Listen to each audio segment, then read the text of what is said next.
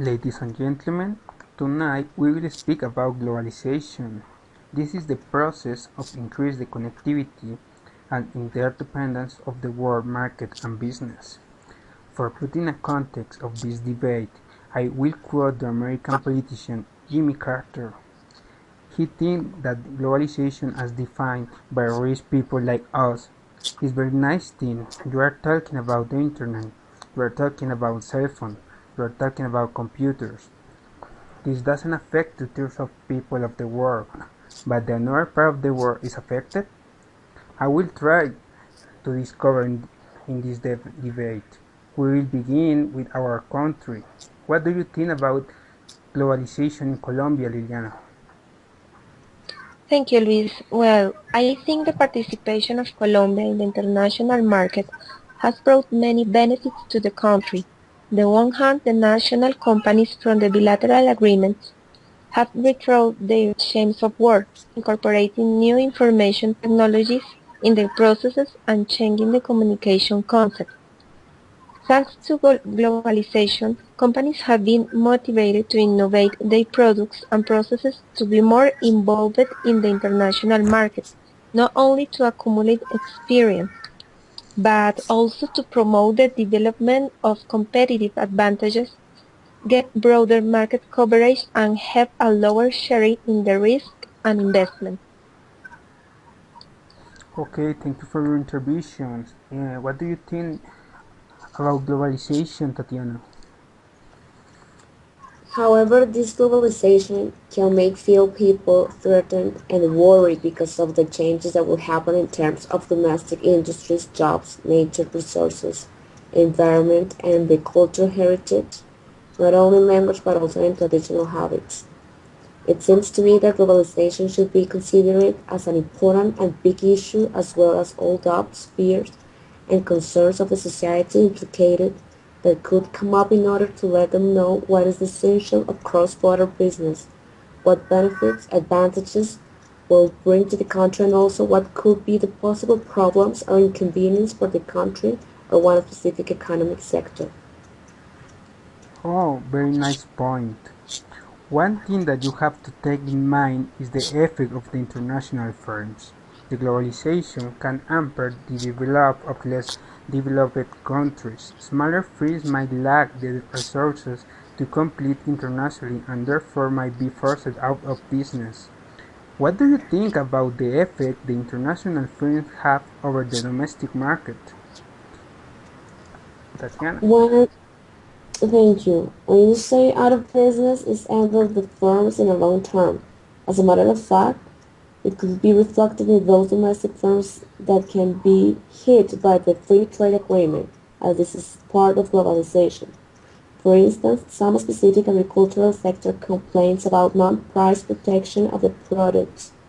Over-globalization may be changed fee in order to exceed competitiveness without taking into account that foreign market is the sector most forgotten in the Colombian economy.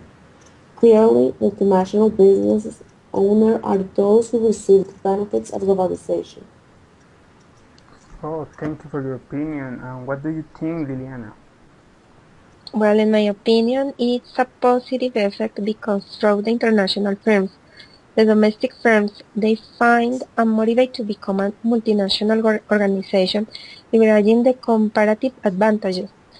Likewise, it complements the strategic alliance established with other entrepreneurs and expand their production capacity in order to obtain a share outstanding in the local market, offering better deals to consumers, expanding the trade and reducing the product's prices. I think it not only improves economics, but brings understanding between different cultures. Oh, thank you.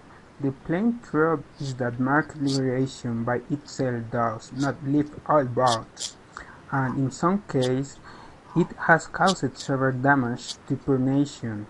The Business Week article admitted that what's more, there's no point denying that multinationals have contributed to labor, environment, and human rights abuse as they support and provide around the globe.